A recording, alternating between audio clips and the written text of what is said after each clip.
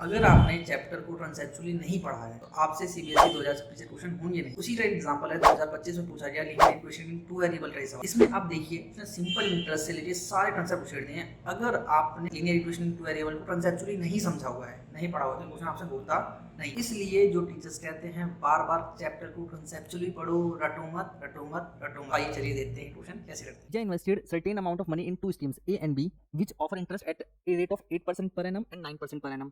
He received 1860 as the total annual interest. However, had he interchanged the amount investment in the two schemes, he would have received rupees 20 more as an annual interest. How much money did he invest in each scheme?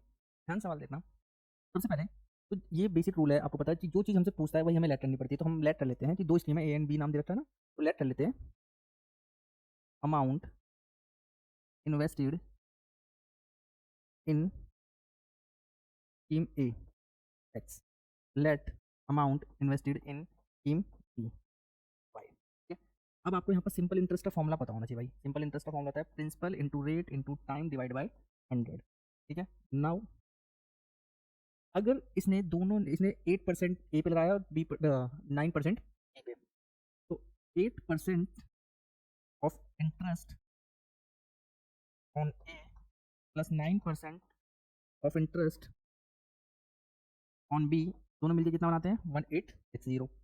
इसमें कितने का rate मिल रहा है, principal कितना माना हमने X, principal into rate into time यानी 1 year upon में 100। सेम सिचुएशन यहाँ करूँ, principal into rate into time divide by 100 equal to 1860। थोड़ा सा इसको सॉल्व करोगे तो आपको मिलेगा 8x, अच्छा यहाँ पर रेट 9 का, सॉरी सॉरी, यहाँ पर वाई 9 इंटू 1 अपॉन में 100 गया, 8x plus 9y is equal to 1860, और यहाँ की 2 जीरो आ जाएगी और ये आ गया हमारे पास इक्वेशन नंबर 1।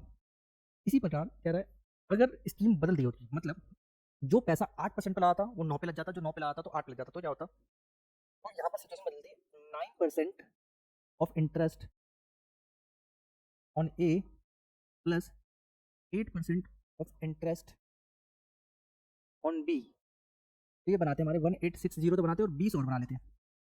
तो सिचुएशन क्या होती है भाई, x into 9 into 1 upon 100 plus y into 8 into 1 upon 100, ये हो जाता 1880, 20 और बढ़ जाते, ये हो जाता 9x 8y 1888230, equation number 20, equation number 2।